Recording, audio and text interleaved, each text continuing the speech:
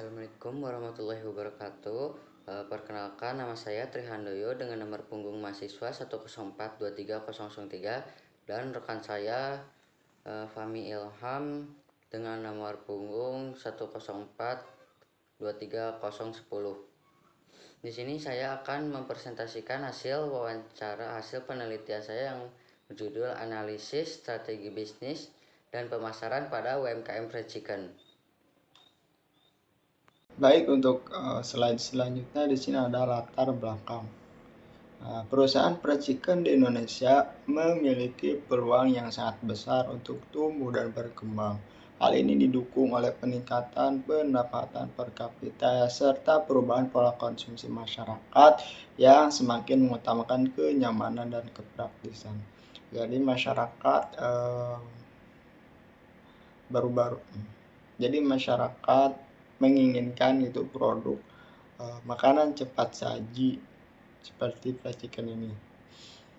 Permintaan yang tinggi terhadap produk ini ditambah dengan kemudahan akses terhadap bahan baku serta meningkatnya minat masyarakat untuk berwirausaha. Jadi minat masyarakat untuk berwirausaha ini meningkat, menjadikan UMKM fried chicken salah satu segmen bisnis yang menjanjikan.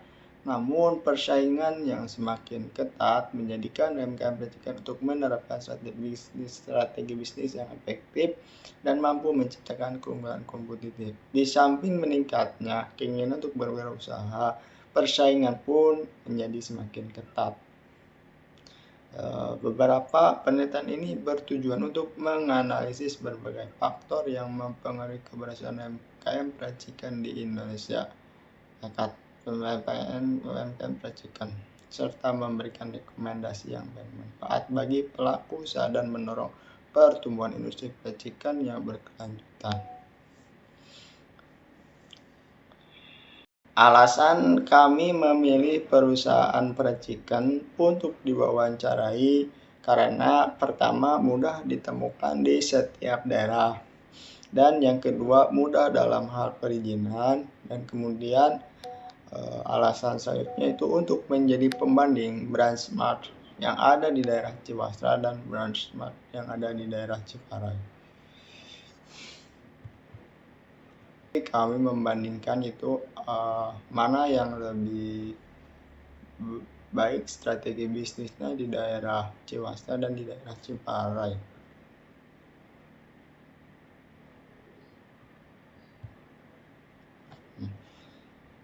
Lanjut ke teori strategi bisnis menurut Panji Jiptono 2019.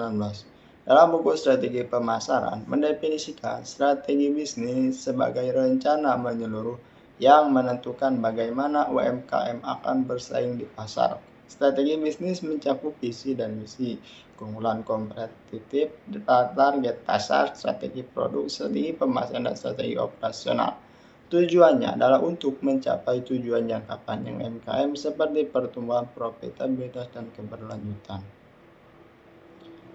Strategi bisnis adalah serangkaian tindakan yang disusun untuk mencapai tujuan dan sasaran perusahaan. Dalam menyusunnya, perusahaan harus bisa mengambil kebijakan dan pedoman yang matang. Hal ini sangat penting karena dengan demikian perusahaan mampu membangun keunggulan dalam persaingan bisnis. Menurut diambil dari jurnal yang ditulis oleh Hijron. Jadi strategi bisnis ini merupakan serangkaian tindakan yang disusun untuk mencapai tujuan dan sasaran perusahaan. Salah satunya itu menetapkan visi dan misi, menganalisisnya dengan SWOT.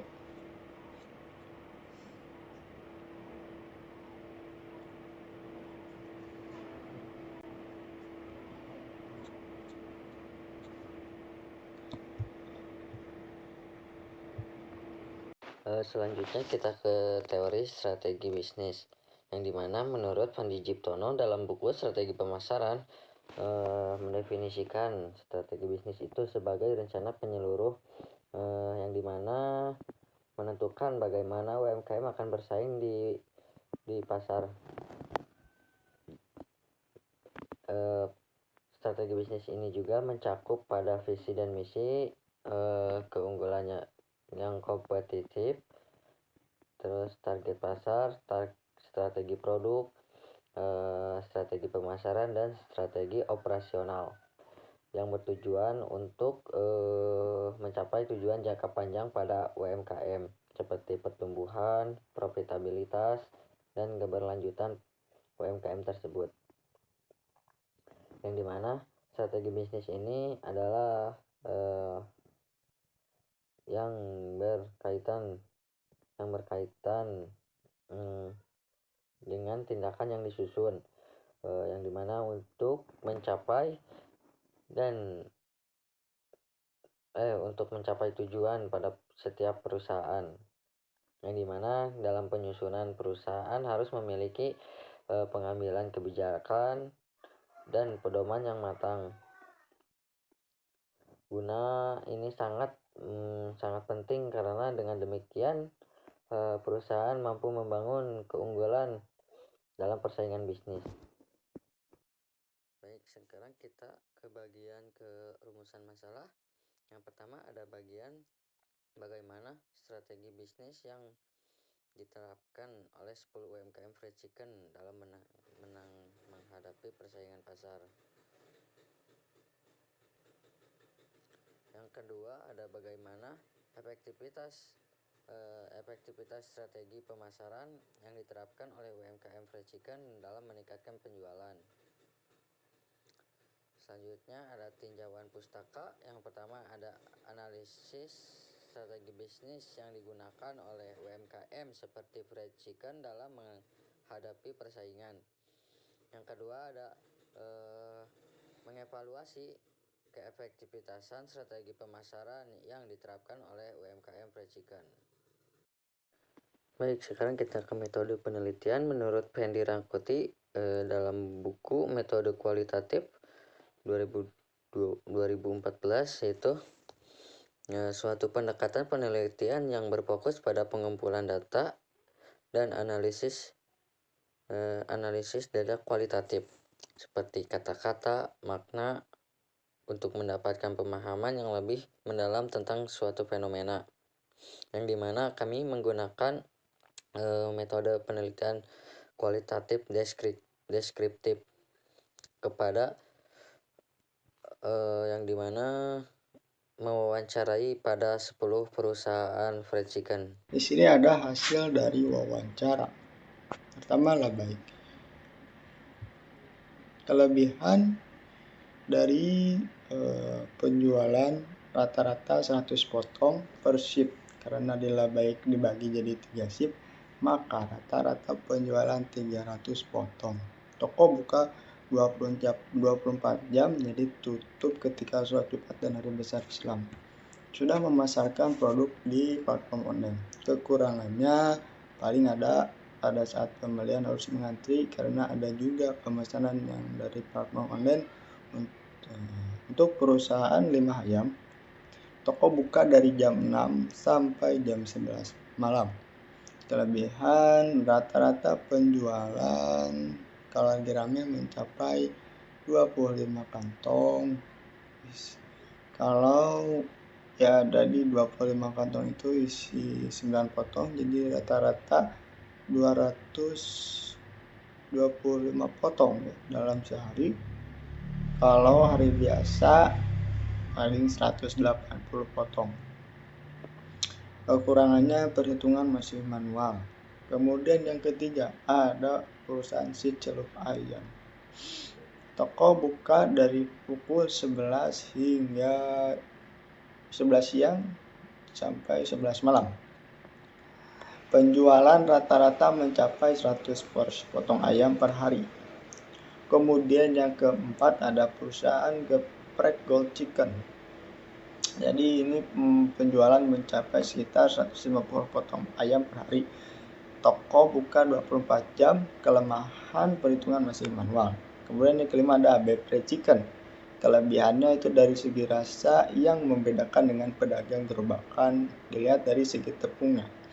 Kalau kaki lima itu pedagang kaki lima penjualannya itu garis pinnya tebal, nah ini tipis. Penjualan kalau di waktu sepi 100 pieces, kalau di waktu rame itu 300 pieces. Kekurangan perhitungan mesin manual. Kemudian yang keenam ada Hisana.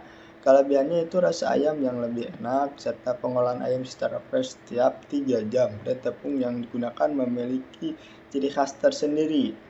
Rata-rata penjualan mencapai 300 ekor ayam per hari, jadi 270 potong ayam habis terjual dalam sehari. Penjualan bisa menurun pada hari biasa, bisa mencapai 22 ekor ayam. Untuk ayam pagembus, kelebihan sudah memasarkan produknya di platform online seperti penjualan rata-rata 70 porsi sehari.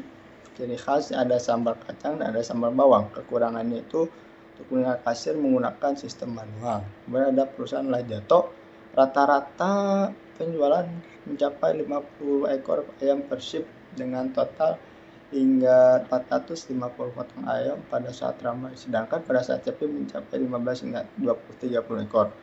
Untuk perusahaan Alibaba, dalam sehari toko tersebut menjual ayam hingga 102-200 potong ayam. Saat toko mengalami kenaikan dan kekurangannya itu belum memasarkan lewat online. Kemudian terakhir ada Besto. Dalam sehari rata-rata The Besto dapat menjual 180 potong ayam. Toko buka pukul 6 sampai pukul 11.